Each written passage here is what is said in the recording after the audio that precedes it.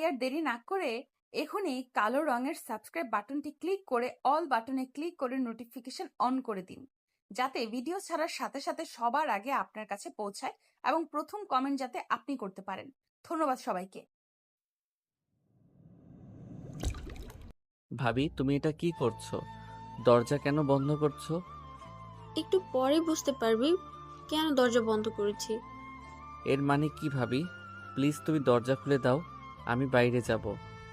হ্যাঁ হ্যাঁ, বাইরে তো যাবি, তবে এইভাবে সারা জীবনের জন্য তোকে বাড়ির বাইরে পাঠানোর ব্যবস্থা করছি।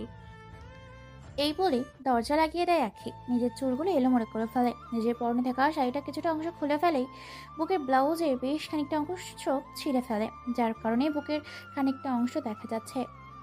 এরপর আখি দৌড়ে গিয়ে নীলকে জড়িয়ে ধরে। নীল নিজেকে ছাড়ানোর জন্য অনেক চেষ্টা করছে, কিন্তু কোনোভাবেই সরাতে পারছে না তার ভাবিকে। তার ভাবি চিৎকার করে বলতে থাকে, বাঁচাও বাঁচাও, কে আছো, আমাকে বাঁচাও, এই জানোয়ারটার হাত থেকে আমাকে বাঁচাও। আমাকে পুরো শেষ করে দিল, আমাকে পুরো নষ্ট করে দিল। হঠাৎ করে আখির এরকম চিৎকার চেঁচামেচিতে বেশ খানিকটাই ভ্যাবাচাকা খেয়ে যায়। অবাক হয়ে যায় নীল। ভ্যাবাচাকা খেয়ে অপলক দৃষ্টিতে তাকিয়ে আছে সেদিকে। নীল কি বলবে, বলার ভাষা খুঁজে পায় না। অবশেষে নীল আবার বলে ওঠে, ভাবি, তুমি এটা কি করছো? প্লিজ এমন করিও না। প্লিজ ভাবি, আমাকে ছেড়ে দাও। মা বাবা কে কোথায় আছো, আমাকে বাঁচাও। সাগর কোথায় তুমি, প্লিজ আমাকে বাঁচাও এই জানোয়ার হাত থেকে। নীল নিজেকে ছাড়ানোর জন্য আপ্রাণ চেষ্টা করছে, কিন্তু কোনোভাবেই ছাড়ছে না তার ভাবি আখি। এদিকে ড্রয়িং রুমে বসে আছে সবাই। হঠাৎ করে চিৎকার চেঁচামেচি শুনতে পেয়ে ড্রয়িং রুম থেকে সবাই আসতে থাকে দৌড়ে। ভেতর থেকে দরজা বন্ধ করে দিয়েছিল আগে। নীলের বাবা ও বড় ভাই, তার বোন, এমনকি তার মা বাইরে থেকে দরজা অনেক ধাক্কা দেয়, কিন্তু কোনোভাবেই দরজা খুলে না। অবশেষে তারা দরজা ভেঙে ভেতরে প্রবেশ করে, যা দেখে তাদের চোখ কপালে উঠে যায়। কেননা নীল জোরপূর্বক তার ভাবি আখিকে ধর্ষণ করার চেষ্টা করছে, এবং কি এটা নিজের চোখে দেখে নীলের বাবা আর এক মুহূর্ত দেরি না করে পাশের একটা লাঠির টুকরো নিয়ে এলো পাঁচড়ি মারতে থাকে নীলকে। আখি দৌড়ে গিয়ে তার শাশুড়ির পেছনে গিয়ে লুকিয়ে পড়ে। নীল বলে ওঠে, বাবা, প্লিজ আমাকে আর মেরো না। আমি এসব কোনো কিছুই করিনি। ভাবি ইচ্ছে করে দরজা বন্ধ করে দিয়ে নিজেই এসব করেছে। কেউ নীলের কথা শোনে না। এলো পাত্রে নীলকে মারতে থাকে তার বাবা। তার বাবা কোনো কথাই শোনে না। নীলের মা বলে ওঠে, কি রে মা, এখানে কি হয়েছিল? আর এই জানোয়ারটা তোর সাথে কি করেছে বল তো শুনি। আখি এবার তার শাশুড়ির কথা শুনে কান্না মাখা অভিনব মুখ নিয়ে এবার বলতে থাকে, মা, সকালে ওকে আমি ডাকতে আসি, সে ঘুমাচ্ছিল। তাকে ঘুম থেকে তুলে দিয়ে যখনই আমি চলে যাচ্ছিলাম, তখনই সে পেছন থেকে আমার উপর হামলা করে। আর তারপর তো এই কথা শুনে তার মা, বাবা, ভাই, বোন তারও আরো ক্ষেপে যায়। ক্ষেপে গিয়ে নীলের মা সামনে গিয়ে নীলকে আরো বেশ কয়েকটা থাপ্পড় মারে আর বলে ওঠে, জানোয়ার কোথাকার, তোকে এই জন্য আমি পেটে ধরেছিলাম। জানি না কোন পাপের ফলে তোর মতো এক কুলাঙ্গাকে আমি গর্ভধারণ করেছিলাম। মা, আমি সত্যি বলছি, আমি এসব কোনো কিছুই করিনি। ভাবি, তুমি এসব মিথ্যা কথা কেন বলছো? চুপ জানোয়ার কোথাকার, একটা মেয়ে কখনো তার সতীত্ব নিয়ে মিথ্যে কথা বলতে পারে না। আর তুই কি নাসছি? তোকে আমার ছেলে বলে পরিচয় দিতেও লজ্জা করছে। এটাকে বাড়ির বাইরে ঘাট ধাক্কা দিয়ে বের করে দিয়ে আয়। আমার মৃত্যুর আগ পর্যন্ত এই জানোয়ারটার যেন মুখ না দেখি। মা, সত্যি বলছি, আমি নির্দোষ। আমাকে বিশ্বাস করো তোমরা। নীলের বাবা, ভাই, বোন বলে, তোকে সবাই কিভাবে বিশ্বাস করব? নিজের চোখে যেটা দেখলাম সেটা আমরা ভুলে তোকে আমরা বিশ্বাস করব? এবারে ছেলে বলে পরিচয় দেওয়াটা আমাদের কাছে এখন লজ্জাকর হয়ে দাঁড়িয়েছে। এরকম জানোয়ার একটা কুলাঙ্গারকে এই দুনিয়াতে বাঁচিয়ে রাখলে ভবিষ্যতে জানি না কতজনের জীবন নিয়ে খেলবে। এইসব বলে তার বাবা আরো এলোপাথারি মারতে থাকে। পুরো শরীর ফাটিয়ে ফেলেছে, বিভিন্ন জায়গা থেকে রক্ত পড়ছে। মা সহ্য করতে না পেরে চড়ে লুটিয়ে পড়ে নীল। তারপর সবাই সেখানে থেকে চলে যায়। নীলের ভাবি আখি একটা মুচকি হাসি দিয়ে চলে যায়। আসলে হলোটা কি বুঝলেন না তো? চলুন তাহলে ক্লিয়ার করে আসি। নীল হলো এবারই সবচেয়ে ছোট সন্তান। সবচেয়ে বড় হচ্ছে তার ভাই সাগর, তারপরে তার বোন নীলা, আর সবার ছোট নীল। নীলের বড় ভাই, বড় বোন, এমনকি তার বাবা, সবাই আয় রোজগার করতে পারে। সবাই একটা করে চাকরি আছে, অথচ পরিবারের শুধুমাত্র বেকার এই নীল। যে কারণে তার ভাবি নীলকে দেখতে পারে না, শুধু বসে বসে খায় এদিক ওদিক বন্ধু বান্ধবদের সাথে ঘুরে বেড়ায়, যেটা তার মোটেও সহ্য হয় না। এই জন্য সে বারবার নীলকে এই বাড়ি থেকে বের করার চেষ্টা করেছে, কিন্তু কোনোভাবেই পারেনি। তবে আজকে সে সফল হয়েছে, নিজের ছলনা ও মিথ্যে অভিনয় করে নীলকে এই বাড়ি থেকে বের করতে পেরে। ড্রয়িং রুমের ভেতর বসে আছে আখি, এখনও কান্না করছে। অন্যদিকে প্রায় কয়েক ঘন্টা অতিক্রম হয়ে যায়, পিটপিট করে চোখ খুলে নীল। প্রচন্ড মার খাওয়ার কারণে নীলের শরীরে জল চলে এসেছে। ব্যথায় উঠে দাঁড়াতে পারে না নীল। নীল মনে মনে ঠিক করে ফেলে, অনেক হয়েছে, যে বাড়িতে নিজের বাবা মাই বিশ্বাস করে না, সে বাড়িতে থাকার থেকে না থাকাই ভালো। এই বলে নীল তার সঙ্গে করে আর কোনো কিছুই না নিয়ে বেরিয়ে পড়ে তার অজানা গন্তব্যের উদ্দেশ্যে। চলে আসে সবার চোখে অগোচরে রেল স্টেশনে। পরনা থেকে কাপড় চোপড় রক্তাক্ত শরীর নিয়ে ট্রেনের ভেতর উঠে পড়ে। ট্রেনের স্টেশন ছিল কিসমত রাশিয়া। সেখান থেকে ট্রেনে জুড়ে রওনা দেয় তার অজানা গন্তব্যের উদ্দেশ্যে। ট্রেন চলছে তার আপন গতিতে, সময় যাচ্ছে তার নিজ প্রহরে। নীল এখনো অনার্স প্রথম বর্ষের ছাত্র। ট্রেন কয়েকটা ডিস্টেন্স ছেড়ে চলে আসে এক অন্য শহরে, যে শহরের নাম স্বপ্নের শহর, যশোর। নীল ট্রেনে চড়েছিল আটোয়ারি উপজেলা কিসমত রাশিয়া রেল স্টেশন থেকে। যশোরের মাটিতে পা রাখে নীল। রাত প্রায় 3টা বেজে যায়। পুরো রেল স্টেশন নির্জন ও শুনশান। সবাই যে যার গন্তব্যের উদ্দেশ্যে চলে যায়। রেল স্টেশনে একা বসে আছে নীল। নীল কি করবে বুঝতে পারে না, বুঝে উঠতে পারে না তার কি করা উচিত। সাথে করে একটা টাকাও নিয়ে আসেনি, শুধু রক্তাক্ত শরীরটা নিয়ে এসেছে ও বাড়ি থেকে। অন্যদিকে নীল বেঁচে আছে কিনা কেউ কোনো খোঁজ খবর নিতে যায়নি। একদিন কেটে যায়, নীল নিচে আসে না, তার বন্ধুরাও আসে না। আজ তার বন্ধুরা এসেছে সমুদ্র সৈকত বাড়িতে সবটা শুনে হতবাক হয়ে যায়। তারা কোনোভাবেই বিশ্বাস করতে পারে না। তারা নীলের রুমে যায়, কিন্তু নীলকে কোথাও খুঁজে পায় না। তারপর তারা নিচে চলে আসে। নিচে এসে সবাইকে জিজ্ঞাসা করে, কিন্তু কেউ কোনো কথাই বলে না। সবাই নীলকে খুঁজতে থাকে, কিন্তু নীলকে কোথাও পাওয়া যায় না। সমুদ্র ও সৈকত এই বাড়ি তার এক মুহূর্তে ঋণা করে বেরিয়ে পড়ে তাদের সকল বন্ধুদের নিয়ে খুঁজতে, কিন্তু পাওয়া যাচ্ছে না। অন্যদিকে নীল রেল স্টেশনের ওখানে এখনোই আছে। এখনো কোনো কিছু খাওয়া হয়নি, পুরো পেট ফাঁকা। খিদের যন্ত্রণা আর প্রচন্ড মার খাওয়ার জন্য শরীরের জন্য ব্যথা, জ্বর চলে এসেছে। কি করবে নীল বুঝতে পারে না। অপরিচিত শহর, কার কাছে সাহায্য চাইবে বুঝতে পারে না। অবশ্যই রাত 3টায় হঠাৎ করে বেশ কয়েকটা ছেলে পুলে রেল স্টেশনের সামনে এসে থামে। ছেলেগুলোর হাতে বিভিন্ন ব্যাগ। অপর পাশ থেকে একটা গাড়ি আসে। গাড়ির ভেতর থেকে আরো কয়েকটা ছেলে বের হয়। তারপর দুই দলের ছেলে বলে ওঠে, এখানে সব কিছু আছে, পুলিশ আসার আগে এগুলো নিয়ে চলে যায়।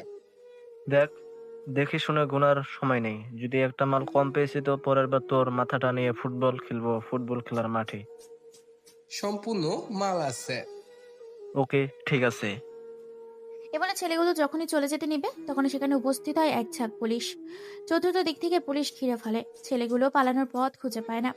পুলিশ এবং ছেলেগুলোর মধ্যে একটা সংঘর্ষ তৈরি হয়। সেখানে গোলাগুলি হয় এবং বিভিন্ন জায়গা থেকে মারপিট। এক পর্যায়ে ছেলেগুলো আহত হয়, আবার অনেক পুলিশও আহত হয়। কেউ কেউ পালিয়েও যায়।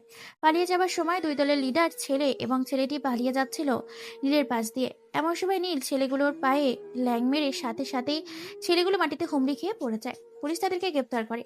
পুলিশ বড় কর্মকর্তা নীলের পরিচয় জানতে চায়। তারপর নীল এক এক করে তার বাড়ির সমস্ত ঘটনা খুলে বলে। পুলিশ অফিসারের বড় কর্মকর্তা নীলের এরকম দুঃখের কথা শুনে নীলকে একটা রেস্টুরেন্টে নিয়ে যায়। তারপর সেখানে অনেক খাওয়া দাওয়া করে, এমনকি তার হাতে কিছু টাকা দেয় আর নীলকে বলে দেয় যেন কালকে থানায় নীলের সাথে গিয়ে দেখা করে। যদি নীলের যোগ্যতা থাকে তাহলে নীলের জন্য কোনো কিছু সেই বড় পুলিশ কর্মকর্তা করতে পারে। নীল নিজের মতো করে আবার চলে আসে রেল স্টেশনে। সকাল হয়ে গেছে, চারিদিকে ফটাফট করে। নীল কি করবে বুঝতে পারে না। অবশেষে নিজের পকেটে হাত দিয়ে দেখতে পায় কাল রাতে সে পুলিশ অফিসার টাকা দিয়েছিল। তা দিয়ে কোনো কিছু খেয়ে চারিদিকে ঘুরতে থাকে। এমন সময় দেখতে পায় রিক্সা ভাড়া দেওয়া হচ্ছে। নীল সেখানে গিয়ে একটা রিক্সা ভাড়া নিয়ে বেরিয়ে পড়ে অচেনা শহর, নিজের জীবন ভর রক্ষা করার উদ্দেশ্যে। সারাদিন রিক্সা ভাড়া মারে, আবার রিক্সা জমা দিয়ে দেয়। আজকে সারাদিন ভাড়া মেরেছে 920 টাকা। 200 টাকা রিক্সা ভাড়া দিয়ে বাকি টাকা নিয়ে চলে আসতে যাবে, তখনই পেছন থেকে রিক্সা মালিক বলে ওঠে, এই যে বাবা, শোনো, তোমাকে তো আমি ঠিক চিনলাম না। তোমাকে দেখে মনে হচ্ছে তুমি শহরে নতুন এসেছো। হ্যাঁ চাচা, আমি এই শহরে নতুন এসেছি। এখানে তোমার কে আছে আর তুমি কোথায় থাকো? এখানে আমার আপন বলতে কেউ নেই, এমনকি আমার থাকার জায়গা নেই। কি বলো, তুমি চলো আমার সাথে। এখানে একটা সোসাইটি আছে, সেখানে তোমাকে একটা রুম ভাড়া দিব। আমার এখানে রিক্সা চালাবা আর মাসে আমাকে বাড়ি ভাড়া টাকা দিয়ে দিবা। ঠিক আছে চাচা, চলেন। এরপর নীল তার মালিকের বাড়িতে ভাড়া থাকে, সারাদিন রিক্সা চালায় আর নিজের মতো করে দিন কাটাতে থাকে, পরিশ্রম করতে থাকে ধীরে ধীরে। সে এরই মধ্যে সুযোগ বুঝে পুলিশ অফিসারের সঙ্গে দেখা করতে গিয়েছিল। এমনকি সেই পুলিশ অফিসার তাকে কনস্টেবলের চাকরি দিতে চেয়েছিল, কিন্তু নীল কনস্টেবলের চাকরি করবে না বলে সেখান থেকে বেরিয়ে পড়ে। কারণ নীল ছোট থেকে স্বপ্ন দেখেছে সে কারোর আন্ডারে কাজ করবে না, বরং সে সবাইকে তার আন্ডারে কাজ করাবে। নীল সারাদিন অনেক পরিশ্রম করে। অন্যদিকে নীলের পরিবার পুরোপুরিভাবে ধীরে ধীরে ভুলে যেতে থাকে নীলকে, কারণ নীল পরিবারের একটা কুলাঙ্গার মনে করেন তারা। নীলের বন্ধুরা নীলকে অনেক খোঁজার চেষ্টা করে, কিন্তু পায় না। তারা শেষ পর্যন্ত নীলের হাত ছেড়ে দেয়। 6 মাস কেটে যায়। নীল এখন মোটামুটি একটা ব্যবসা খুলেছে। নীল এখন থেকে ভার্সিটিতেও যাবে। তাই ভার্সিটিতে ভর্তি হওয়ার জন্য নীল রেশন রিক্সা নিয়ে রওনা দিয়েছে ভার্সিটির উদ্দেশ্যে। রিক্সাটাকে ভার্সিটির বাইরে পার্কিং করে ভার্সিটির গেট দিয়ে ভেতরে প্রবেশ করছে নীল। নীলের পরনে আছে একটা লুঙ্গি, হাপা হাতা একটি টি শার্ট, ঘামে একাকার, চুলগুলো উস্কো খুস্কো, পায়ে সেরা স্যান্ডেল, কাঁধে লাল গামছা ঝুলানো। ঠেলে ঢালা পোশাক নিয়ে ভার্সিটির ভেতরে প্রবেশ করছে নীল। ভার্সিটির ছেলে মেয়েগুলো সবাই হাঁ করে সেদিকে তাকিয়ে আছে, সারা শরীর দিয়ে ঘাম চুয়ে চুয়ে পড়ছে।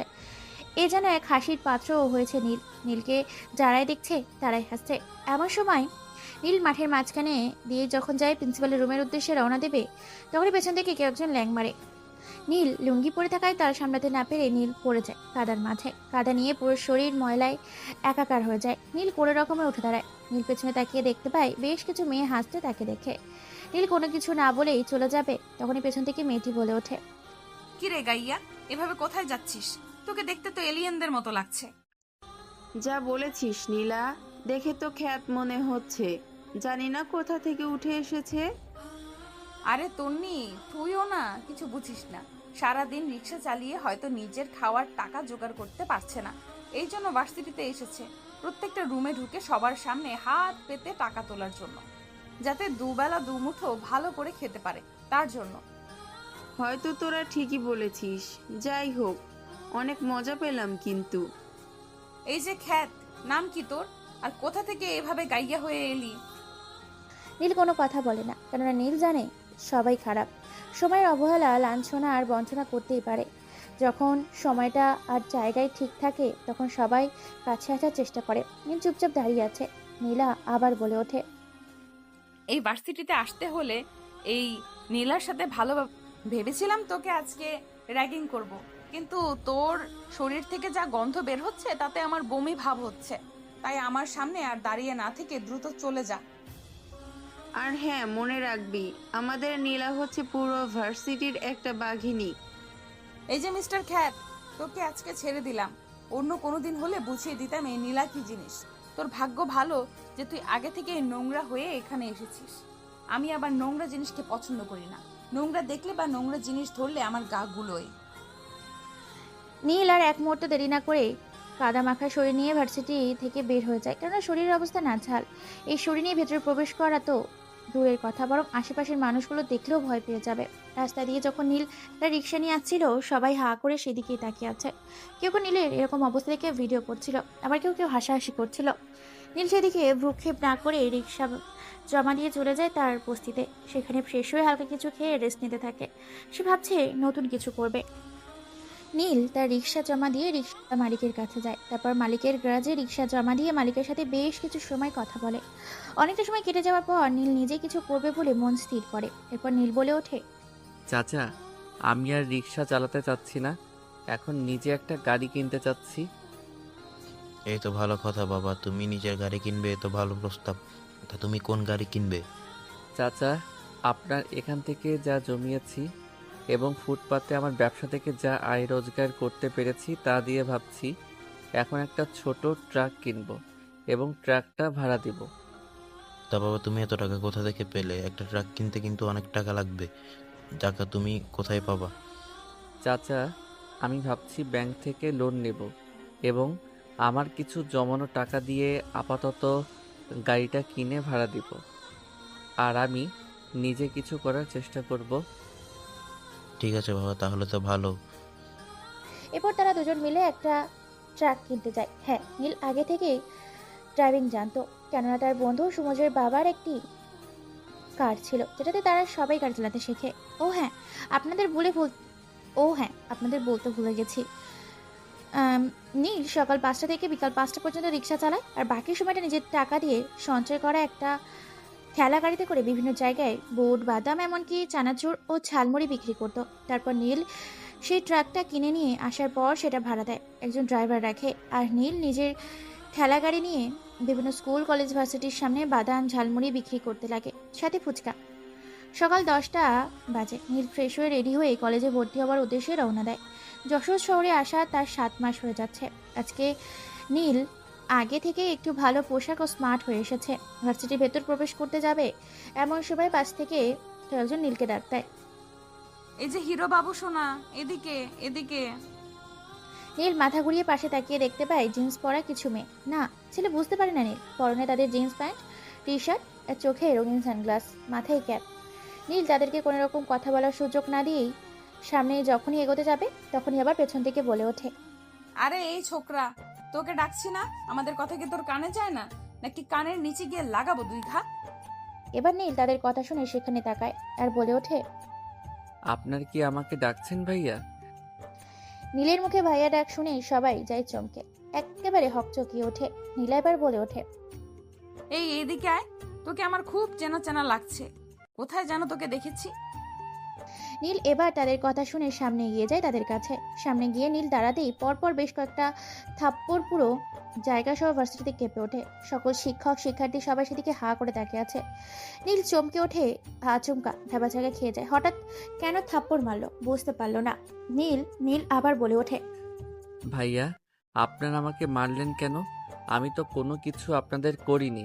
তাহলে নীলের মুখে আবার ভাইয়া কথা শুনে হাড়ও লাগিয়ে দেয় কয়েকটা থাপ্পড়। এবার নীল বলে হুঙ্কার ছেড়ে ওঠে, শালা আবাল কোথাকার, তুই ভাইয়া কারে ডাকিস? আমি তোর বউ লাগি, বুঝলি?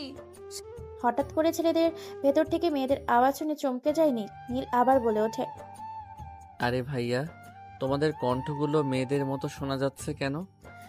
এই কথা শুনে নীলা এবার কিক মারে নীলের ভিন মিশনে। নীল ব্যথায় কুকড়ে ওঠে। নীলা বলে ওঠে, শালা, আমরা ছেলে নয়, আমরা মেয়ে। আর তুই তো সেই দিনের সেই খ্যাত, তাই না? সেই জন্যই তো বলি, তোকে এত চেনা চেনা লাগছে কেন? তুই সবার সামনে আমাদেরকে অপমান করেছিস ভাইয়া বলে। জল জ্যান্ত তোর সামনে একটা সুন্দরী মেয়ে দাঁড়িয়ে আছে, তুই তা না করে আমাদের ভাইয়া বলে অসম্মান করছিস। সত্যি বলছি ভাইয়া, মানে সরি আপু, আমি সত্যি বুঝতে পারিনি। চুপ বেটা খ্যাত, এত সুন্দর একটা তোর সামনে মেয়ে দাঁড়িয়ে আছে, তুই জলজন্ত একটা মেয়েকে না দেখে ভাইয়া বলে অপমান করলি। আজকে তোকে বোঝাবো, দাঁড়া। নীলা, চল মেয়েদের মতো সাজিয়ে দেই, কারণ ও আমাদের ভাইয়া বলেছে, তাই ওকে আজকে মেয়েদের মতোই সাজাবো। ঠিক বলেছিস। শোন, একটা সিগারেট জ্বালাতো, একটা টান দেই। এই বলে নীলা R50 নামের একটি বাইকের ওপর বসে পড়ে। তারপর মনে সুখে সিগারেট টানতে থাকে। এটা দেখে নীলয় পুরো অবাক হয়ে সেদিকে তাকিয়ে থাকে। অবাক করা এক মায়াবতীর দিকে তাকিয়ে আছে নীলার দিকে। নীল এই প্রথম যেন ভালো করে তাকালো নীলার এই রূপ, এই ধরনের রূপসী ঠোঁট দিকে মুক্ত হয়ে গেছে। মনে হচ্ছে নীল এখনই যেন ডুবে যাবে তার সেই ঠোঁটের দুটোর মধ্যে। নীলা দেখতে পায় রূপসী, অপসরী, সুহাসিনী, এমনকি খুমারি। গায়ের রং সাথে থপথপে, দুধে হালতা গায়ের রং, অসম্ভব সুন্দর, স্মার্ট, স্টাইলিশ, অসম্ভব সুন্দর দেখতে সুন্দর যা বলার বাইরে। বিশ্বের সব থেকে সুন্দরী যেন এই জিন্স প্যান্ট আর সাদা রঙের ডিম টি শার্টে যেন ঠানা কাটা পরি লাগছে, তবে নীল রঙের শাড়িতে যেন এক জান্নাতি পরি লাগবে। নীল এটাই দেখতে সুন্দর, নীলা এতটাই দেখতে সুন্দর। বাইকের উপর বসে পড়ে নীলা। তারপর তন্নি একটা দামি ব্র্যান্ডেড সিগারেট বের করে টানতে থাকে। নীলা আর নীলার সাথে তাদের বান্ধবীগুলো এই দৃশ্য দেখে চমকে যায় নীল। কেননা নীল সিগারেট তো দূরের কথা, সিগারেটের ধোঁয়াও সহ্য করতে পারে না। নীল অবাক হয়ে সেদিকে তাকিয়ে আছে। নীলকে এইভাবে তাকিয়ে থাকতে দেখে সবাই মুচকে আসে। নীলার কথা মতো সবাই কিছু জিনিস নিয়ে আসে। তারপর এক এক করে সমস্ত কিছু নিয়ে এসে নীলা বলে ওঠে, শোন, আবালটাকে ধর, আর হ্যাঁ, তার পরনের পোশাকগুলো খুলে ফেল, তারপর মেয়েদের মতো ওকে সাজিয়ে দে। আপু প্লিজ এমন করবেন না। দেখুন, আমি কিন্তু আপনাদের সাথে কোনো ঝামেলা করিনি। কে বলছে তুই ঝামেলা করিসনি? তুই তো আমাদের ভাইয়া বলে অপমান করেছিস, এর শাস্তি তোকে পেতে হবে। আসলে সেটা তো আমি না জেনে বুঝে করেছি। আমি কি জানতাম যে আপনারা মেয়ে হয়ে ছেলের মতো সেজে ঘুরে বেড়াবেন? চান্দু, যতই তুই আজকে এখানে পটর পটর কর, তোকে আজকে ছাড়ছি না। তোকে আজকে পুরো কলেজের সামনে মেয়েদের পোশাক পরিয়ে ঘুরাবো। তুই শুধু অপেক্ষা কর। এই কথা বলে নীলের শরীর থেকে জোরপূর্বকভাবে খুলতে থাকে তার টি শার্ট। এরপর মেয়েদের ব্রা পরিয়ে দেয়। তারপর লিপস্টিক, চুড়ি আরো অনেক কিছু পরিয়ে দিয়ে সাজিয়ে দেয়, যেন মেয়ে নয়, হিজড়াদের মতো। রাজা লাগছে এই মুহূর্তে নীলকে। তারপর সবাই হাসতে থাকে, কেউ কেউ ছবি তুলতে থাকে, আবার কেউ বিভিন্ন সোশ্যাল মিডিয়াতে দিতে থাকে। মুহূর্তের মধ্যে ছড়িয়ে পড়ে সব জায়গায়। তো নিজের চেহারা বোঝা যায় না, কেননা তার চেহারার হাল বেহাল করে দিয়েছে। নীলা বলে ওঠে, শোন, এই ভার্সিটিতে নেক্সট টাইম আমার সাথে পাল্লা দিয়ে চলার চেষ্টা করবি না। না হলে তোর আজকে যা অবস্থা করেছি, তারপর এর থেকেও ভয়ঙ্কর অবস্থা করব। নীলা সেখানে কোনো কথা না বলে কলেজ থেকে বেরিয়ে চলে আসে। আজকেও কলেজে এসে ভর্তি হতে পারলো না। বাড়িতে এসে ফ্রেশ হয়ে আবার কলেজের উদ্দেশ্যে বেরিয়ে যায়। তারপর কলেজে গিয়ে প্রিন্সিপালের সাথে কথা বলে সবকিছু ঠিকঠাক করে কলেজে ভর্তি হয়ে নেয়। নীলের কেনা ট্রাক বেশ ভালোই চলছে। শহরের ড্রাইভার রয়েছে, এমনকি সে নিজেও বিভিন্ন জায়গায় ঠেলা গাড়ি করে ঝালমুড়ি, বাদাম, চটপটি, এমনকি ফুচকা বিক্রি করছে। এরপর নীল একটা সরকারি প্রতিষ্ঠানে ভর্তি হয়। সেখানে মোবাইল সার্ভিসিং এর কাজ শেখানো হয়, বিভিন্ন কাজ শেখানো হয়। এদিকে নিজের কেনা ট্রাক ভাড়া মারতে থাকে, অন্যদিকে ফুচকা বিক্রি করে সে নিজের লেখাপড়া ও মোবাইল সার্ভিসিং এর প্রতিষ্ঠানের টাকায় পরিশোধ করতে থাকে। আর ট্রাকে আয় থেকে কিছু টাকা ব্যাংকে লোন নেওয়া, ঋণ শোধ করতে থাকে। নীলের কলেজে ভর্তি হয়েছে 10 দিন, কিন্তু কলেজ যায়নি ব্যস্ততার কারণে। আজকে নীল কলেজের সামনে তার ঠেলা গাড়ি নিয়ে ঝালমুড়ি সহ অনেক কিছু বিক্রি করছে। এমন সময় সেখানে উপস্থিত হয় নীলা এবং তার দলবল। নীলা নীলকে দেখে তার কাছে যায় আর বলে ওঠে, কিরে, আজকে কি তুই আমাদের ফ্রিতে খাওয়াবি বলে ঠেলা গাড়ি নিয়ে আমাদের ভার্সিটির সামনে এসেছিস? নীল কোনো কথা বলে না, কারণ নীল খুব ব্যস্ত। অনেক ছেলে মেয়ে, গার্লফ্রেন্ড, বয়ফ্রেন্ড তাকে চারিদিক থেকে ঘিরে ধরেছে। খাবার দিতে ব্যস্ত নীল। নীলা আবার বলে ওঠে, কিরে, আমার কথা কি তোর কানে যায় না? সেই দিনের কথা তোর মনে নেই? শোন, আমাদের সবাইকে 2 প্লেট করে ফুচকা দে। আপু একটু বসেন, আগে এদেরকে দিয়ে দিই, তারপর আপনাদের দিচ্ছি। শোন, তাড়াতাড়ি দিবি কিন্তু, না হলে কিন্তু তোকে চোখের পানি আর নাকের জলে একাকার করে দিব। নীল আর কোনো কথা না বলে সবাইকে খাবার দিতে থাকে। তারপর নীলা ও তার দলবলকে দেয়। সবাই খায়। ধীরে ধীরে ভিড় কমতে থাকে। খেয়ে দিয়ে নীলা সেখান থেকে চলে যাচ্ছিল, এমন সময় পেছন থেকে নীল বলে ওঠে, এই যে আপা, টাকা নেওয়া দিয়ে কোথায় যাচ্ছেন? টাকা দিয়ে যান। নীলের কথা শুনে নীলা সহ পুরো দল পিছনে ঘিরে নীলের দিকে তাকায়। নীলা মুচকি এসে বলে ওঠে, কিরে, কিসের টাকা চাইছিস আমাদের কাছে? তথ্য সাহস কম না? আরে ম্যাডাম, আপনি সহ আপনাদের এখন 2 প্লেট করে ফুচকা খেলেন, তার বিল কে দিবে? খেয়েছি তো কি হয়েছে? তোকে টাকা দিতে হবে? আমরা তোকে টাকা দিব, এটা তোকে কে বললো? মানে কি আপু, আপনার সবাই এইমাত্র ফুচকা খেলেন, তো ফুচকার বিল দিবেন না? আপনাদের টাকা হয়েছে 2500 টাকা। টাকা দেবেন, তারপর এখান থেকে যাবেন। তোকে আমরা টাকা দেব না। তোর যা ইচ্ছা তুই তাই করে নে। আর হ্যাঁ, তুই তো আমাদের সবাইকে ফ্রি খাইয়েছিস, আর তোকে আমরা টাকা দিব কেন? আর তুই জানিস তুই কাদের কাছে টাকা চাইছিস? সে আপনারা যাই হন, আমার টাকা আমাকে না দিলে কিন্তু আমার থেকে কেউ খারাপ হবে না বলে দিলাম। আমার পরিশ্রমের টাকা আমাকে দিয়ে এখান থেকে যাবেন। নীলের এইরকম রাগী কণ্ঠ শুনেই নীলাপেশটা রেগে যায়, গিয়ে সামনে কয়েকটা থাপ্পড় দেয়। তারপর নীলা বলে ওঠে, তোর তো দেখি অনেক সাহস বেড়েছে। দাঁড়া, তোকে বোঝাচ্ছি এই নীলার সাথে তর্ক করার পরিণাম কি হয়। সবাই এই ধরতো ওকে, সবাই গণধোলাই করব। এবার সবাই মিলে নীলকে রাস্তার পাশে ধোলানি করতে থাকে, অনেক মারধর করে। তারপর নীলকে ছেড়ে দেয়। নীলা বলে ওঠে, আমি এখানকার ডিআইজির মেয়ে, আমার সাথে লাগতে আসবি না, না হলে ভালো করে মালিশ করে দেবো তোকে। নীল আর কোনো কথা বলে না। ক্লান্ত শরীর ও মারধর খাওয়ার শরীর নিয়ে নিজের দোকানের কাছে আসে। ফ্রেশ হয়ে আবার বিক্রি করতে থাকে। আজকে নীলের মন ভীষণ খারাপ, কারণ আজকে গরিব বলে কেউ তাকে সম্মান করে না। সে নীলাকে দেখে নিবে, যে করে হোক সে প্রতিষ্ঠিত হবে। দেখতে দেখতে সন্ধ্যা 7টা বাজে। মোটামুটি চারিদিকে সন্ধ্যা হতে শুরু করেছে, প্রায় অন্ধকার নামতে শুরু করেছে। সবকিছু গুছিয়ে নীল রওনা দিয়েছে সেই বস্তির উদ্দেশ্যে। খানিকটা পথ যেতে না যেতেই এমন সময় হঠাৎ করে 10 থেকে 12 জন ছেলে তার সামনে এসে হাজির হয়। ছেলেগুলোর মধ্যে থেকে তাদের লিডার বলে ওঠে, কি রে, তুই আমাদের চাঁদা না দিয়ে এত তাড়াতাড়ি দোকান নিয়ে কোথায় যাচ্ছিস? ছেলেগুলো দেখে হিমশিম খেয়ে যায় নীল। এরপর নীল কোনো কথা না বলে ছেলেগুলো আবার বলে ওঠে, কি রে, তোকে কিছু জিজ্ঞেস করছি, তুই উত্তর দিচ্ছিস না কেন? তুই জানিস আমরা কোন দলের গ্যাং? ছেলেগুলোর কথা শুনে খানিকটা ভয় পেয়ে যায় নীল, কেননা নীল এর আগে এরকম পরিস্থিতিতে পড়েনি, আজ প্রথম পড়েছে। তাই নীল বুঝতে পারছে না তার করণীয় কি। নীল এবার মুচকি হেসে ছেলেগুলোর উদ্দেশ্যে বলে ওঠে, জি ভাইয়া, আসলে আমি আপনাদের চিনতে পারলাম না। আর আপনারা কোন গ্যাং সেটাও আমি জানি না।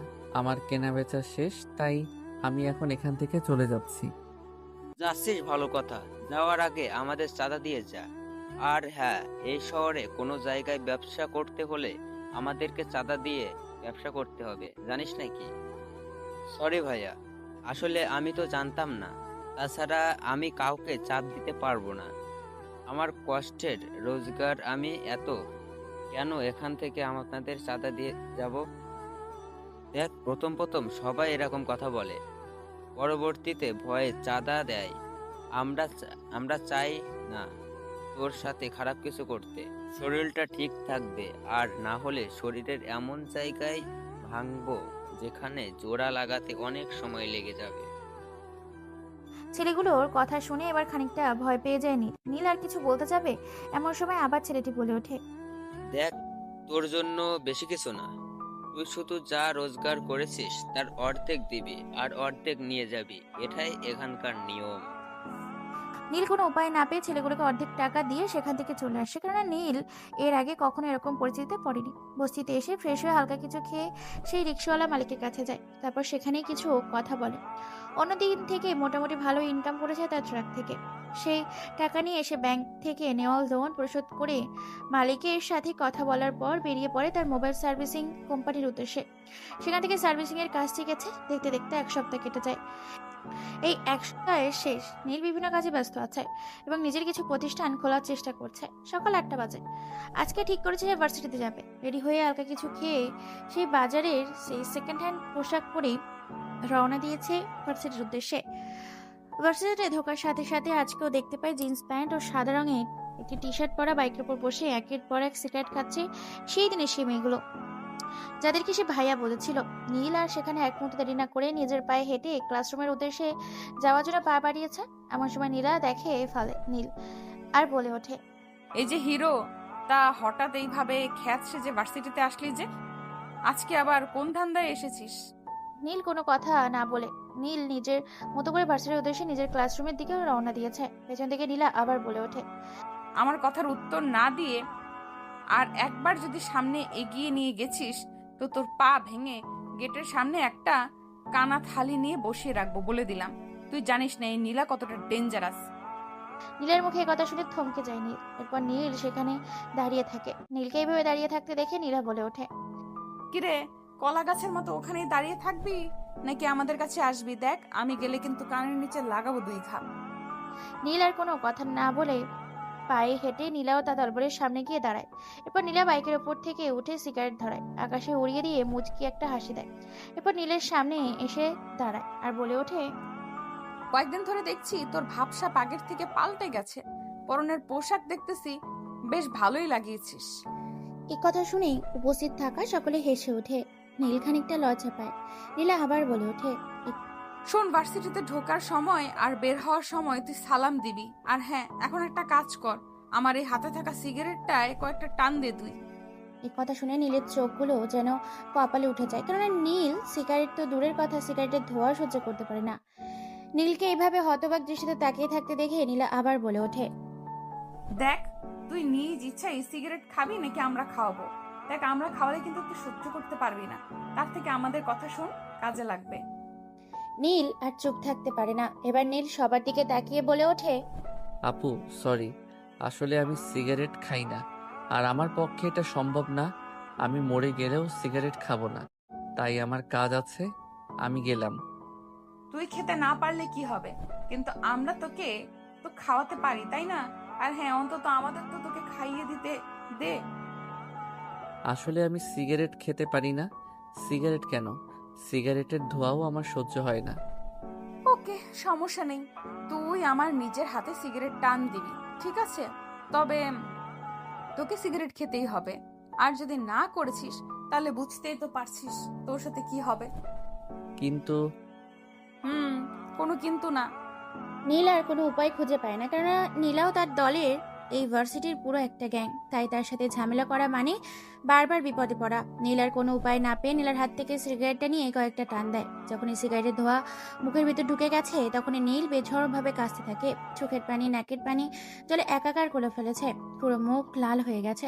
কাশতে কাশতে মাটিতে লুটিয়ে পড়ে। নীলের এরকম অবস্থা দেখে বেশ অবাক হয়ে যায় নীলাও ও তার দলবল। নীলের এরকম করুণ পরিণতি দেখে ভয় পেয়ে যায় নীলা ও তার দলবল। নীল কাশতে কাশতে হাঁপাতে থাকে, গলা চেপে ধরে ছটফট করতে থাকে। নীলেরা কি করবে বুঝতে পারে না। নীলা সহ সবাই ভয় পেয়ে যায়। টনি ভিডিও করছিল। নীল যখন সিগারেটে টান দেয় তখন টনি ভিডিও করছিল। নীলের এমন অবস্থা দেখে মেয়েরা কি করবে বুঝে উঠতে পারে না। নীলা ভয়ে নীলের ঠোঁটে ঠোঁট ডুবিয়ে দেয়, এরপর পাগলের মতো কিস করতে থাকে নীলা নীলের ঠোঁটে। এটাও ভিডিও করে ফেলে তন্নি। সবাই এই দৃশ্য দেখে হা করে তাকিয়ে আছে। পুরো ক্যাম্পাস যেন নিস্তব্ধ হয়ে গেছে নীলার এরকম কর্মকাণ্ডে। নীল তো মুহূর্তের মধ্যে নিস্তব্ধ, এক কলা গাছে পরিণত হয়েছে। পুরো মূর্তি হয়ে দাঁড়িয়ে আছে নীল, কেননা নীলের ভেতর থেকে সম্পূর্ণ ধোঁয়া বের করে নিজের ভেতরে নেয় নীলা, এরপর আকাশে উড়িয়ে দেয়। নীল যেন এখন প্রাণ ভরে দমে নিঃশ্বাস নিতে পারছে। অন্যদিকে নীলার এরকম কর্মকাণ্ডে সবাই সেখানে হতবাক হয়ে গেছে। হঠাৎ এমন হাওয়াতে সবাই একসাথে হাততালি দিয়ে ওঠে। হঠাৎ করে হাততালিতে হুঁশ ফিরে আসে নীলার। নীলা এদিক ওদিক তাকিয়ে বুঝতে পারে সে কি করে ফেলেছে। নীলা সেখানে এক মুহূর্ত দাঁড়িয়ে না থেকে ভয়ে সেখান থেকে চলে যায় নিজের ক্লাসরুমে। নীলা একবার চারিদিকে তাকিয়ে লজ্জায় পড়ে যায়, কেননা পুরো ভার্সিটির ছেলে মেয়ে তার দিকে তাকিয়ে আছে। আর তন্নি এখনো ভিডিও ক্যামেরা ওপেন করে হা করে তাকিয়ে আছে নীলার দিকে। তন্নিকে এইভাবে হা করে তাকিয়ে থাকতে দেখে নীলা বলে ওঠে, কি ব্যাপার তন্নি, তুই এইভাবে করে তাকিয়ে আছিস কেন? তাকিয়ে থাকার মতো কাজ করলে তো তাকিয়ে থাকবেই। তুই এটা কি করলি? কি করেছি মানে? তুই কি বলতে চাইছিস? শুধু বলতে না, তোকে দেখাতে চাচ্ছি। ভিডিও করে রেখেছি তোর জন্য যে তুই কি করেছিস। হ্যাঁ দেখা, আমি দেখতে চাই যে আমি কি করেছি যার জন্য পুরো ভার্সিটি এইভাবে আমার দিকে ড্যাব ড্যাব চোখে তাকিয়ে আছে।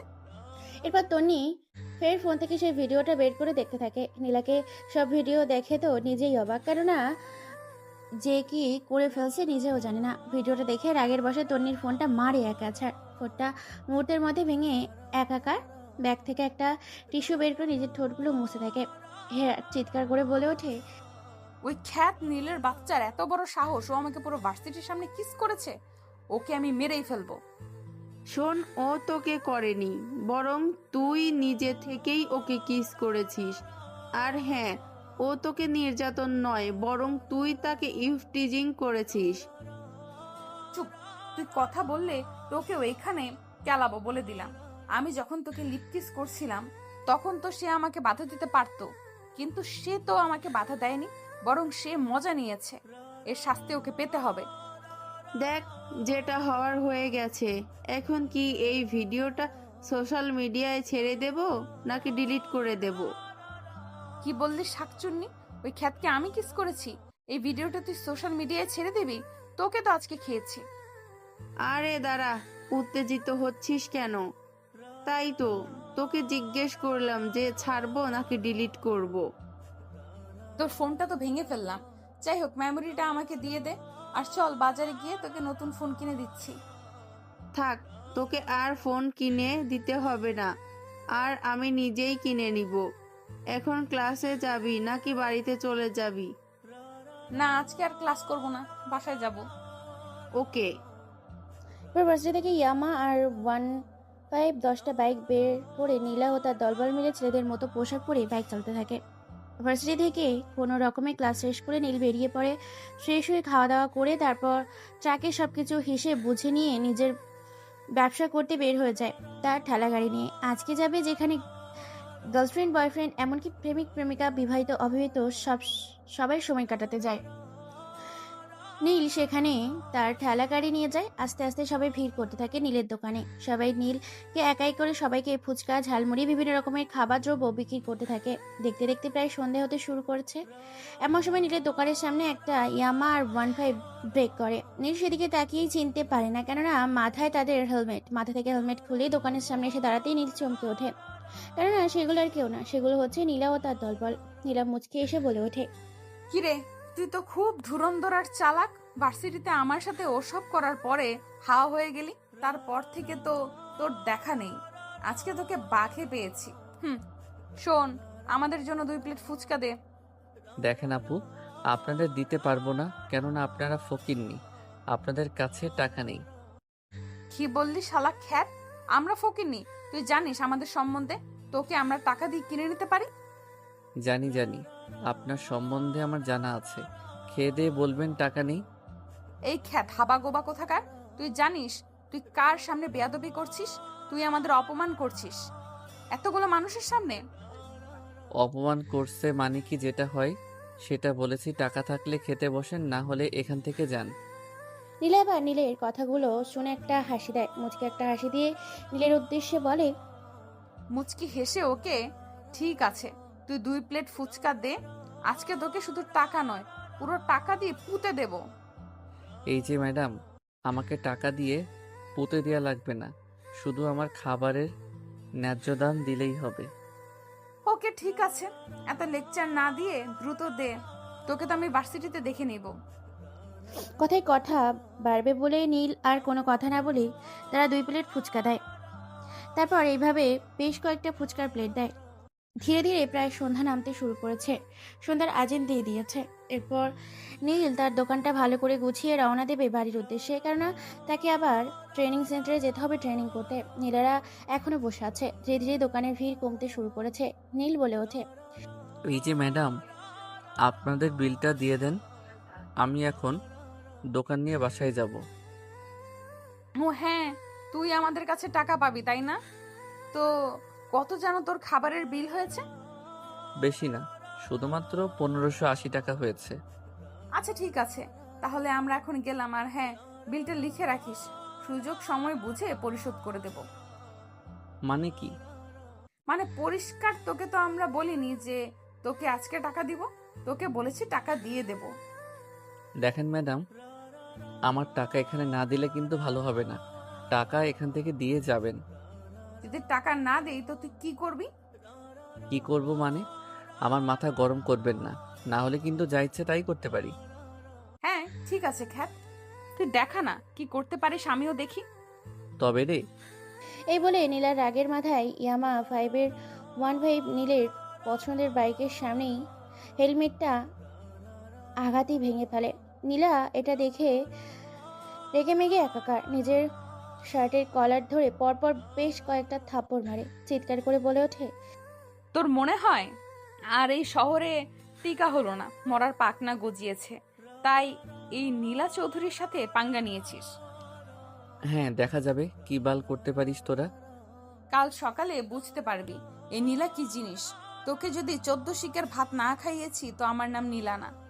এরপর নীল সেখান থেকে চলে যায় তার ভাঙা গাড়ি নিয়ে। নীল সবকিছু গুছিয়ে মাথা ঠান্ডা করে রওনা দেয় নিজের বাড়ির উদ্দেশ্যে। আজকে হঠাৎ সামনে দেখা হয় সেই ছেলেগুলোর সাথে। ছেলেগুলো নিজের সামনে এসে দাঁড়ায় আর বলে ওঠে, কিরে চান্দ, একা একা এভাবে লুকিয়ে লুকিয়ে কোথায় যাচ্ছিস? আমাদের কথা কি ভুলে গেছিস? দেখ, তুই কিন্তু ভুলে গেলেও আমরা তোকে ভুলিনি। তাই তো তোর বিনা নিমন্ত্রণে চলে এলাম নিমন্ত্রণ খেতে। নীল কি বলে ভেবে পায় না। এত কষ্ট করে রোজগার করে আর এখানকার কিনা বকাটেগুলো দল বেড়ে এসে সবকিছু লুটপাট করে চাঁদাবাজি করে নিয়ে চলে যায়। তাই নীল আগে থেকে চালাকি করে রেখেছিল। নীল এটা ভেবে মুচকে একটা হাসি দিয়ে আবার বলে ওঠে ছেলেগুলোর উদ্দেশ্যে, না ভাই, আমি কি আপনাদের ভুলতে পারি? তাছাড়া আপনাদের সাথে দেখা হচ্ছিল না, তাই চাঁদা দিতে পারিনি। আপনাদের চাঁদাটা আমি রেডি করে রেখেছি। আজকে তেমন একটা বেশি ইনকাম করতে পারি নাই, দোকানে ঝামেলা হয়েছিল তাই। দেখ, এই টঙ্কের মাথায় টঙ্কি ভেঙে খাবার চেষ্টা করবে না। এই পুরো অঞ্চলে শুধুমাত্র তোরই নাম শোনা যায়, সবচেয়ে বিখ্যাত তোরই মার্কেট। চলে আয় এই এলাকায়। তা চলে ভাই, কিন্তু আজকে ঝামেলা হওয়ার কারণে ইনকাম হয় নাই। যা ইনকাম হয়েছে তার অর্ধেক দিয়ে এখান থেকে কেটে পড়। নীল আর কোনো কথা না বলে মুচকে একটা হাসি দিয়ে পকেট থেকে 200 টাকা বের করে ছেলেগুলোর হাতে দেয়। তারপর সেখান থেকে চলে যায়। আজকে নীলের প্রায় 5085 টাকা ইনকাম হচ্ছে আগে থেকে। সে চালাকি করে 200 টাকা রেডি করেছিল, বাকি টাকাটা সে লুকিয়ে রেখেছিল আলাদাভাবে। নীল চলে আসে সেই বস্তিতে। এরপর খাওয়া দাওয়া করে ফ্রেশ হয়ে একটু রেস্ট নিয়ে আবার ট্রেনিং সেন্টারে যায়। আজকে ট্রেনিং সেন্টারে পরীক্ষা, কারণ এতদিন সে যা শিখেছে তার একটা সার্টিফিকেট এই পরীক্ষার মাধ্যমে তৈরি হবে। নীল মোবাইলিং সিংয়ের সমস্ত কিছু কোচিংয়ে থাকা প্রশ্নের উত্তর ভালোভাবে খাতায় লিখে এবং মৌখিক প্রশ্নের উত্তর দেয়। রেজাল্ট দিবে কাল বিকালে।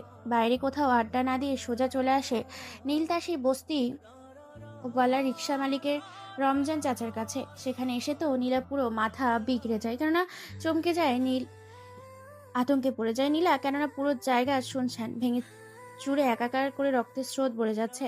শুকনো বালু মাটিতে যেন রক্তের তাজা রক্তগন্ধ মরিয়া হয়ে উঠেছে, কেননা পুরো জায়গাটা জুড়ে রক্তে রক্তাক্ত হয়ে গেছে। তাই তো আতঙ্ক নিয়ে সামনে তাকিয়ে নীলা অবাক, কেননা রক্তমাখা শরীরে মাটিতে ছটফট করছে মৃত্যুর যন্ত্রণায় রমজান চাচা।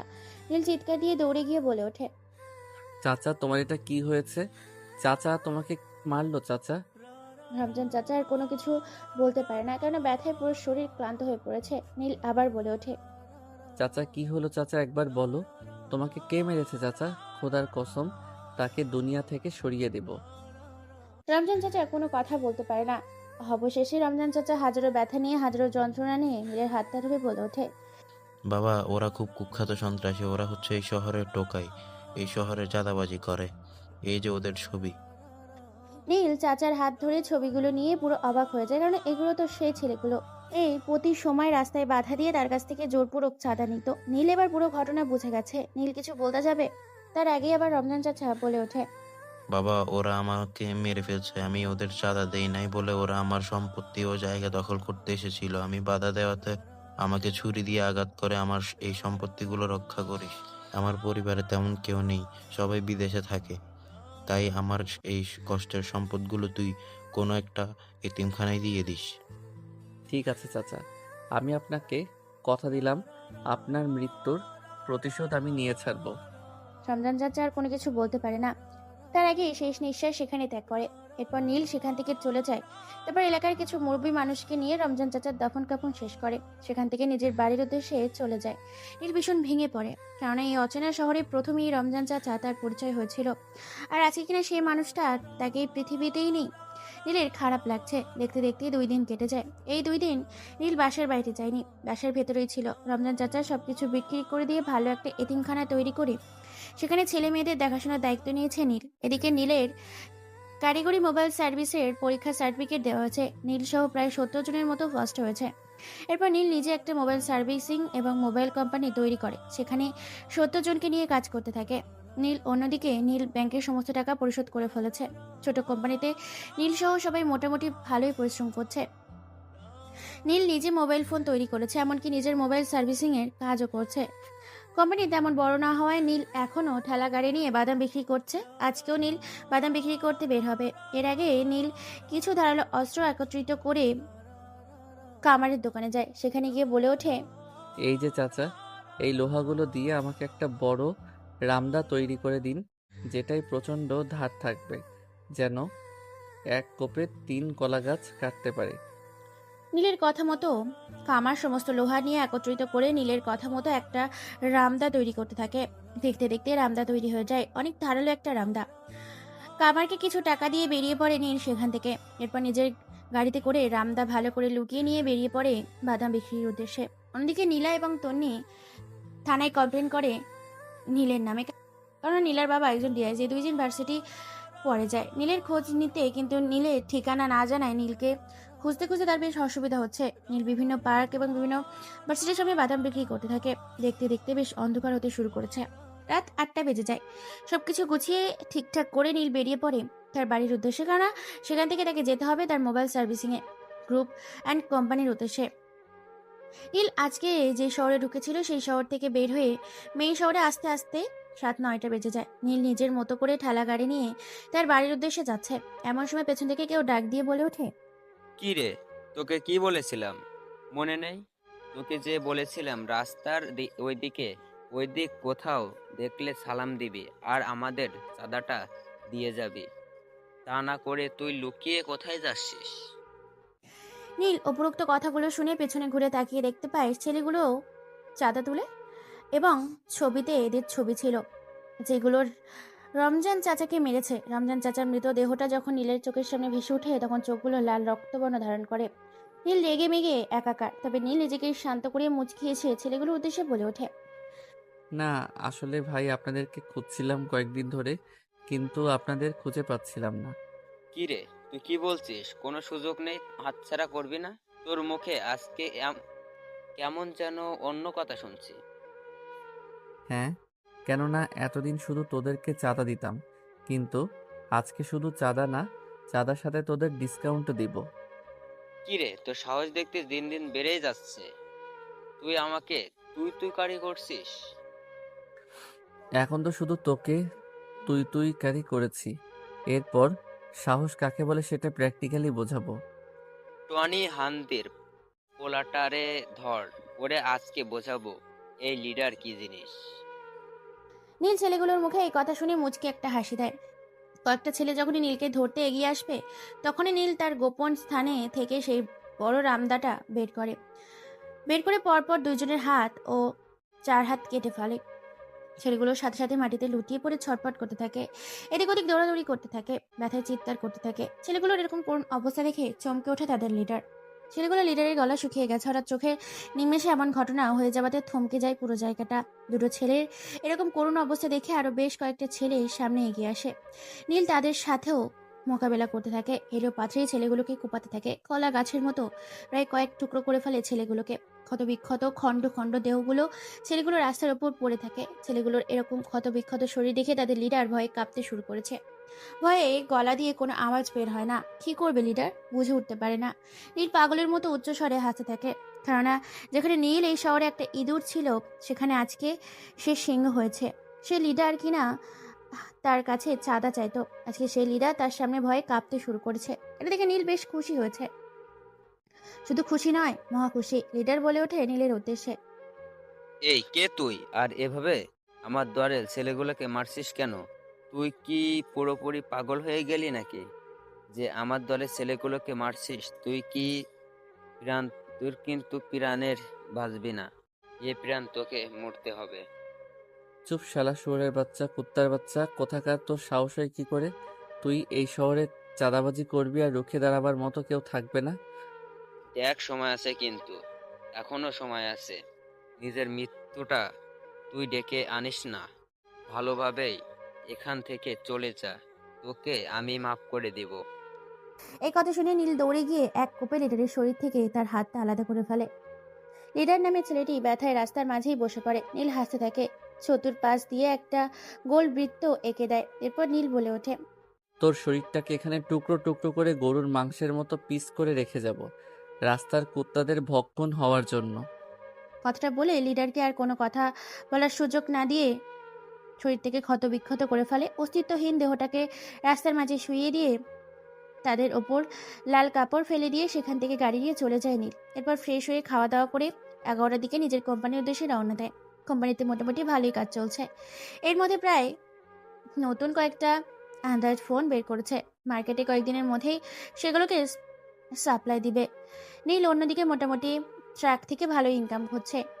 চলুন, গল্পের এদিকটা তো অনেক শুনলাম, এখন গল্পের অন্য দিকটা শুনে আসি। নীলের পরিবার, যেখানে নীলের মিথ্যে অপবাদ দিয়ে বের করে দিয়েছিল তার পরিবারের কারণে। নীলকে তার বন্ধুরা অনেক খোঁজার পরও নীলের কোনো খোঁজ খবর পায় না। এদিকে নীলের কোনো খবর পাচ্ছে না। নীলাকে প্রায় পুরো পরিবার ভুলে গেছে বলেই চলে, কিন্তু মিথ্যে বেশি দিন চাপা থাকে না, একদিন বের হয়ে আসে। ঠিক তেমনই তার ভাবির ছলনাও মিথ্যের পর্দা ফাঁস হয়ে যায় পুরো পরিবারের সামনে। নীলের ভাবি একদিন ফোন করে হঠাৎ করে তার পুরনো ভার্সিটির লাইফের বান্ধবীর সাথে কথা বলছিল। তখনই তার ভার্সিটি লাইফের বান্ধবী বলে ওঠে, এই আখি, আমি শুনেছিলাম তোর ছোট দেবরটা নাকি তোর সাথে খারাপ কিছু করতে চেয়েছিল, পরে তাকে বাড়ি থেকে বের করে দেওয়ার পর নাকি কোনো খোঁজ খবর পাসনি আর। কার কথা বলছিস? ওই নীলবাদুর কথা, যেটা শুধু খেত আর বসে বসে থাকতো? মানে কি? আমি তো কোনো কিছুই বুঝলাম না, একটু খুলে বল তো শুনি। সবকিছু আমি পরিকল্পনা করে করেছি। আমি মিথ্যে বলে ওকে ফাঁসিয়ে এই বাড়ি থেকে বের করেছি, নয়তো এত বড় একটা ধামড়া নাদান পোলা বাড়িতে শুধু বসে বসে খাইতো, না কোনো ইনকাম না কোনো বাড়ির কাজ করতো। তোর কি হয়েছে? ও তো ওর ভাই, ওর বোন, ওর বাবা মার টাকা দিয়ে খেত, তাতে তোর কি সমস্যা ছিল? ওই নীল কুত্তাটা বাড়িতে শুধু বসে বসে খেত, আমরা সবাই কাজ করে খেতাম। ওকে শুধু শুধু কেন বসিয়ে খাওয়াবো? তাই একদিন মিথ্যা বলে ছলনা করে মিথ্যা অপবাদ দিয়ে বাড়ির সকলের সামনে ওকে ছোট করে বের করে দিয়েছি বাড়ি থেকে। এরপর কোথায় গেছে আর জানি না, কোনো খোঁজ খবর পাইনি। হয়তো এতদিনও কোথাও মরে পচে গেছে। কেননা আজকে তো প্রায় 2 থেকে 2.5 বছর হয়ে যাচ্ছে বাড়ি থেকে চলে যাবার। ছি আখি, তুই এত খারাপ, এত নিচু মনের একটা মেয়ে। আমি জানতাম না।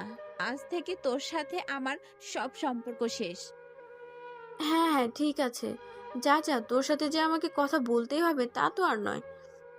তার ভাবি আরো কিছু বলতে যাবে, হঠাৎ করে দরজার ওপাশ থেকে সমস্ত কথা শুনেই দরজার আড়াল থেকে বের হয়ে আসে নীলের বড় ভাই সাগর। সাগরকে দেখে চমকে ওঠে আখি, ভয়ে আখির গলা শুকিয়ে যায়, কি করবে বুঝতে পারে না। সাগর আর এক মুহূর্ত দেরি না করে বেশ কয়েকটা থাপ্পড় মারে আখির গালে। আখি থাপ্পড় খেয়ে খাটের ওপর গিয়ে ছিটকে পড়ে। এরপর সাগর আখির চুলের খোপা ধরে টানা হিচড়া করে নিজের ড্রয়িং রুমে নিয়ে যায়। এরপর সেখানে নিয়ে আরো বেশ কয়েকটা থাপ্পড় মারে। বউকে মারছে দেখে সাগরের মা বলে ওঠে, কি রে সাগর, তুই এভাবে বৌমাকে মারছিস কেন? কেন? তোর তোর দেখছি সাহস বেড়ে গেছে। মা, আমার না, সাহস ওর বেড়েছে। ওর জন্য নীল আমাদের কাছ থেকে অনেক দূরে। হঠাৎ করে এই নীল নামটা শুনে সবাই চমকে ওঠে, কেননা প্রায় বিগত 2 থেকে 2.5 বছর পর কেউ এই নীলের নামটা এই বাড়িতে উচ্চারণ করলো। নীলকে প্রায় সবাই ভুলে গিয়েছিল। সাগর আবার বলে ওঠে, এই কাল নাগিনীর জন্য আজকে আমার ভাই আমাদের থেকে অনেক দূরে। এর কথা মিথ্যা ছলনার জন্য আমরা সবাই নীলকে ভুল বুঝে বাইরে বের করে দিয়েছিলাম। মানে কি? আমি তো কোনো কিছুই বুঝলাম না, খুলে বলতো। এরপর সাগর এক এক করে সমস্ত ঘটনা খুলে বলে। সবটা শুনে তার শাশুড়ি মা আরো বেশ কয়েকটা থাপ্পড় মারে আখিকে। সাগর বলে ওঠে, শোন, তুই একটা কাল নাগিনী। তোকে আমি ডিভোর্স দেব যদি আমার ভাই বাড়িতে না ফিরে। আর যতদিন না আমার ভাই বাড়িতে ফিরছে ততদিন তুই এই বাড়িতে আর থাকতে পারবি না। প্লিজ আমাকে মাফ করে দাও, আমি ভুল করে ফেলেছি। সাগর আর কোনো কথা না শুনে আখিকে ঘর ধাক্কা দিয়ে বের করে দেয়। এরপর আখি কান্নাকাটি করতে থাকে অনেক, তারপরও তাকে বাড়ির ভেতরে ঢুকতে দেয় না। আখি আর কোনো উপায় না পেয়ে নিজের বাপের বাড়ি চলে যায়। সেখানে গিয়ে সমস্ত ঘটনা খুলে বলে। এরপর সেখানেও আখিকে অনেক গালাগাল ও মারধর করে। এরপর থেকে সবাই নীলকে খুঁজতে থাকে পাগলের মতো। নীলের বাবা মা তো কান্নায় ভেঙে পড়ে, নীলের মা তো অসুস্থ হয়ে পড়ে নীলের জন্য, কেননা নীল সবচেয়ে পরিবারের ছোট সন্তান এবং সবচেয়ে আদরের। মিথ্যা অপবাদে অকর্ণের ছেলেটিকে বের করে দেওয়ার কারণে আজকে তারা সবাই মিলে কান্না করছে। অন্যদিকে কাজের ব্যস্ততা ও সময়ের অভাবে ভার্সিটিতে তেমন আসতে পারে না নীল। আজকে নীল ভার্সিটিতে এসেছে, তবে আগের পোশাকে নয়, বেশ ভালো দামি পোশাক পরে এসেছে।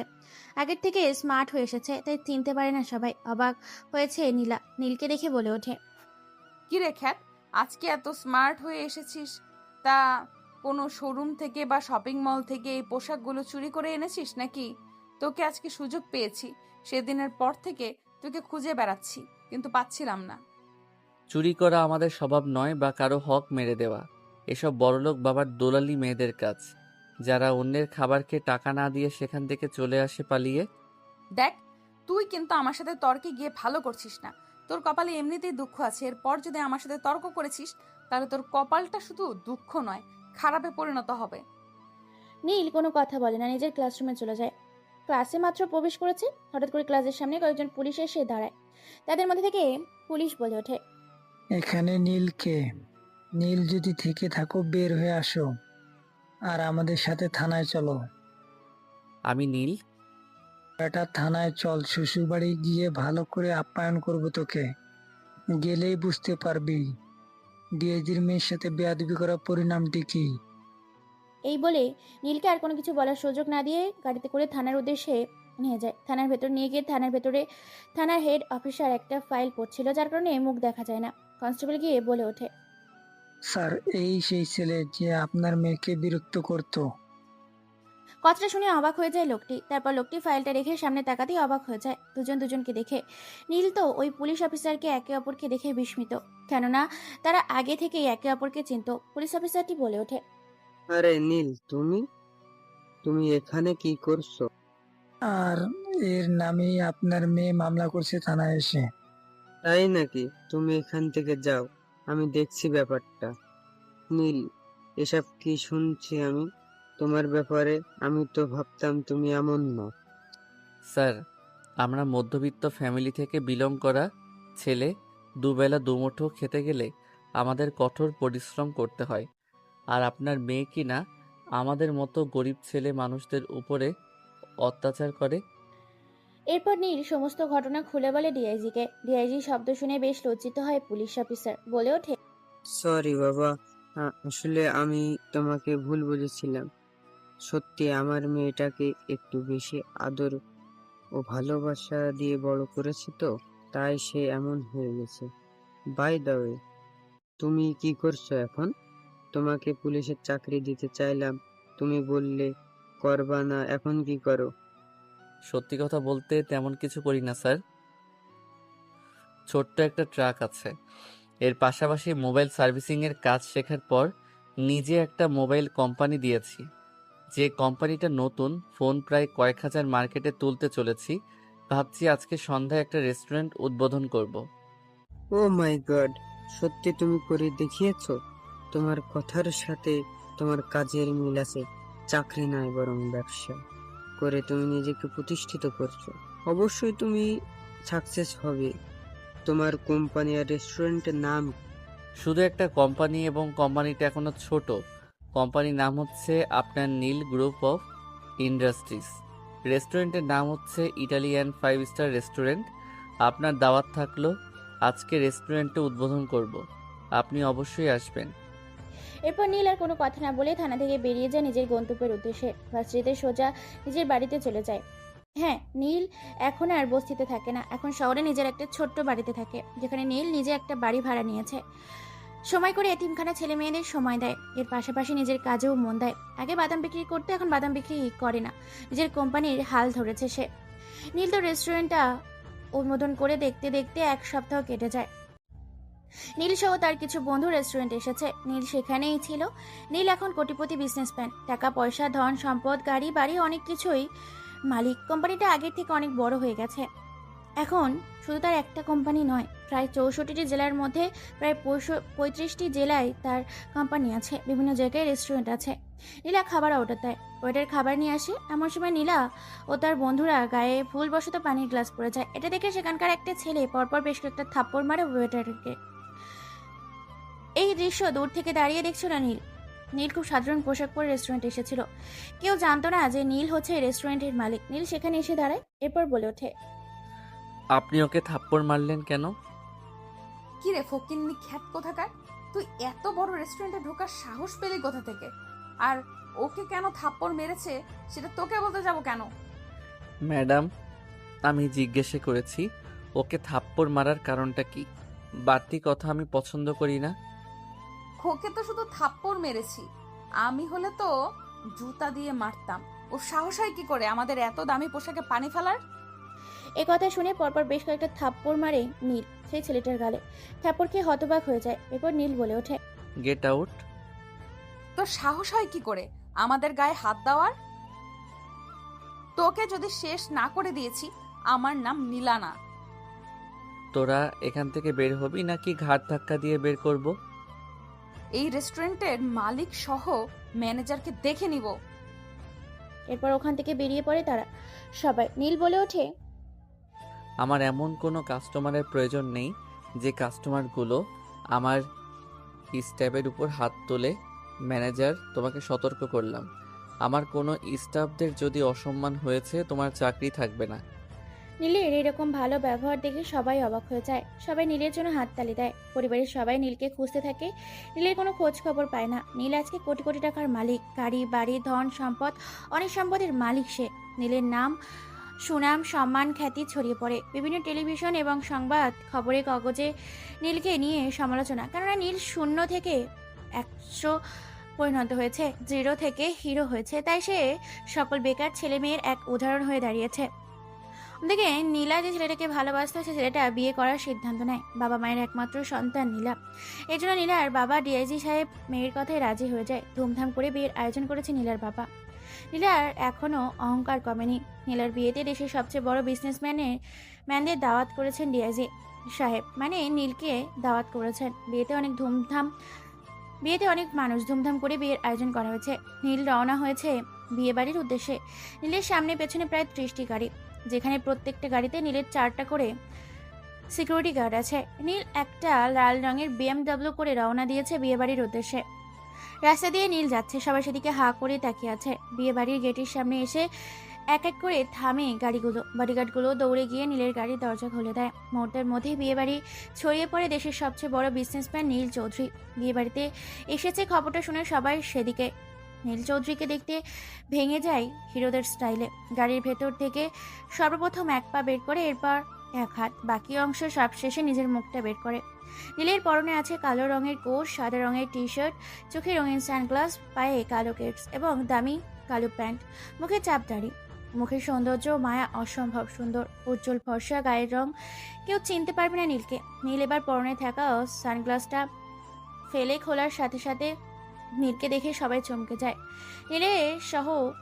নীলা সহ সবাই হতবাক দৃষ্টিতে তাকিয়ে আছে নীলকে দেখে। কেননা নীল তো শুধু কোটিপতি নয়, স্মার্ট নয়, হ্যান্ডসাম নয়, পুরো বিদেশিদের মতো রাজকুমার লাগছে। সিনেমার হিরোদের স্টাইলে বডিগার্ড নিয়ে সামনে এগিয়ে যেতে থাকে। নীলের সামনে 2জন বডিগার্ড, তারপর নীল, তারপর বাকি সব বডিগার্ড এমনভাবে আসছে যেন চোখ তুলে শুধু তাকিয়ে থাকি। এই মুহূর্তে যেন কেউ চোখের পাতাও ফেলছে না। নীলকে এই জায়গায় দেখে সবাই অবাক। নীলা কি বলবে, ভাষা হারিয়ে ফেলেছে। নীল সামনে এসে দাঁড়াতেই ডিএজি সাহেব বলে ওঠে, তোমার মতো একজন ব্যস্ত মানুষ আমার মেয়ের বিয়েতে এসেছে। হঠাৎ করে নীলার হবু স্বামী চিৎকার করে বলে ওঠে, বাবা, সেদিন এই ছোট লোকটা রেস্টুরেন্টে আমাকে থাপ্পড় মেরেছিল, একে তো আজকে এখানেই মেরে ফেলবো। নীল এটা শুনে মুচকে একটা হাসি দেয়। নীলার হবু স্বামী যখনই মারতে যাবে তখনই তার বাবা ছেলেটাকে থামিয়ে দেয়, বেশ কয়েকটা থাপ্পড় লাগিয়ে দেয় আর বলে ওঠে, জানোয়ার কোথাকার, তুই জানিস উনি কে? মাচ্চা ওনার কাছে। উনি হচ্ছে বাংলাদেশের টপ এবং সবচেয়ে সেরা বিজনেসম্যান, মানে হচ্ছে নীল চৌধুরী। নীল গ্রুপ অফ ইন্ডাস্ট্রিজ এর মালিক এবং এই বাংলাদেশে প্রায় 444টির ও বেশি রেস্টুরেন্ট ওনার আছে, কোম্পানি 35টিও বেশি। আর তুই কিনা তাকে ছোট লোক বলছিস, বেয়াদব কোথাকার। নীলের পরিচয় শুনে নীলা সহ সবাই হতবাক হয়ে যায়। তারপর থেকে তার থেকেও অবাক হয়ে যায় দূরে দাঁড়িয়ে থাকা একটা পুরো পরিবার। ভয়ে কেউ সামনে আসতে পারে না। ছেলের এরকম সফলতা দেখে চোখ থেকে অঝোর ধারায় পানি পড়ছে তাদের। হ্যাঁ, সেগুলো আর কেউ না, নীলের বাবা মা ও তার ভাই বোনের। আপনারা ভাবছেন নীলের বাবা মা এখানে কি করে এলো? চলো তাহলে বলে আসি সব ঘটনা। নীলের বোনের বিয়ে হয়েছে নীলার চাচাতো ভাইয়ের সাথে। সেই সূত্রে নীলের পুরো পরিবার নীলার বিয়েতে অ্যাটেন্ড হয়েছে। নীল এখনো তার পুরো পরিবারকে দেখেনি। গুটি গুটি পায়ে নীলের সামনে আসতে থাকে নীলের পুরো পরিবার। হঠাৎ করে নীলের চোখ সামনে যায়। নীল চমকে ওঠে পুরো পরিবারকে নিজের চোখের সামনে দেখে। নীল হতবাক হয়ে যায়। পরিবারের পরিচিত মানুষগুলোকে দেখে কথা বলার ভাষা হারিয়ে ফেলেছে নীল। নীলের বাবা মা নীলের সামনে এসে দাঁড়ায়। নীলের মা কান্না করে বলে ওঠে, কি রে বাবা, কেমন আছিস? আমাদের ভুলে গেছিস? নীল কোনো কথা বলে না। নীল নিজের মনটাকে শক্ত করে বলে ওঠে, excuse me, sorry by the way, আমি তো ঠিক আপনাকে চিনতে পারলাম না। বাবা এমন করিস না, আমি জানি তুই আমার উপর রাগ করে আছিস। আমরা তোকে ভুল বুঝে বাড়ি থেকে বের করে দিয়েছিলাম, তুই আমাদের মাফ করে দে। সবাই সেদিকে হা করে তাকিয়ে আছে, কেউ বুঝতে পারে না কি হচ্ছে এখানে। পরিবারের সবাই এক এক করে নীলের কাছে ক্ষমা চায়, কিন্তু নীল তাদেরকে না চেনার ভান করে কাউকে ক্ষমা না করে অবশেষে নীলের মা বলে ওঠে, বাবা তুই আমাদের মাফ করবি না? তুই কি চাস আমি তোর পা ধরে মাপ চাই? এই নে তোর আমি পা ধরে মাপ চাচ্ছি, তবু আমাদের মাফ করে দে। নীল এই কথা শুনে সবাইকে জড়িয়ে ধরে হাউমাউ করে কাঁদতে থাকে। তার মাকে জড়িয়ে ধরে বলে ওঠে, মা, তুমি এটা কি বলছো? কেন আমাকে পাপের ভাগীদার বানাচ্ছ? আমি যে তোমার কাছে ঋণী হয়ে গেলাম। তোমাদের কারো প্রতি আমার কোনো রাগ নেই, সব আমার ভাগ্যের দোষ। আমি তোমাদের সবাইকে মাফ করে দিয়েছি। এরপর পরিবারের সবার সাথে সাক্ষাৎ হয়।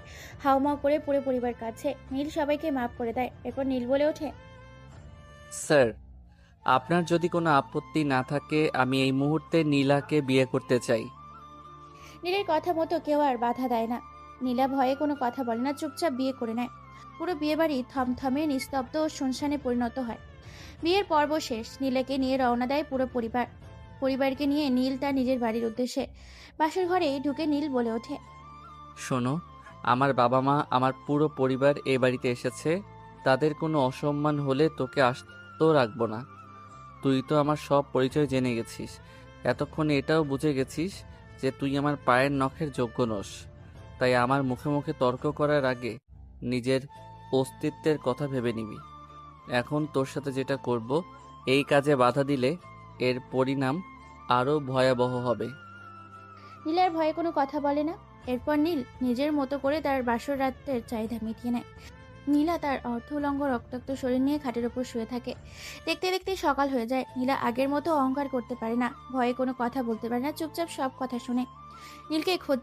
নীলকে খুঁজে পাওয়া গেছে এই খবর শুনে নীলের ভাবি যশোর শহরে চলে আসে। এখানে এসে নীলের পা ধরে হাউমাউ করে কান্না করতে থাকে। নীল কোনো উপায় না পেয়ে তাদেরকে মাফ করে দেয়। তবে নীল বলে দিয়েছে সেই শহরে ছেড়ে কোথাও যাবে না। নীল আর ওই শহরে যাবে না। দেখে নিজেদের সবকিছু সেখান থেকে গুছিয়ে নীলের বাড়িতে নিয়ে আসে। ওখানকার সবকিছু ভাড়া দিয়ে দেয়। এখানে নীল তার পরিবারকে নিয়ে থাকতে শুরু করে। নীলা আগের মতো অহংকার করতে পারে না। নীলের কথায় উঠে আর বসে। সেটাই করতে করতে এমনকি তার ভাবিও ভয়ে নীলের সামনে উঁচু গলায় কথা বলতে পারে না। তবে নীলাকে খুব ভালোবাসে। সবকিছু ভুলে গিয়ে ভালোবাসার মধ্যে দিয়ে দিন পার করতে থাকে। গল্পটা এখানে শেষ করে দিলাম।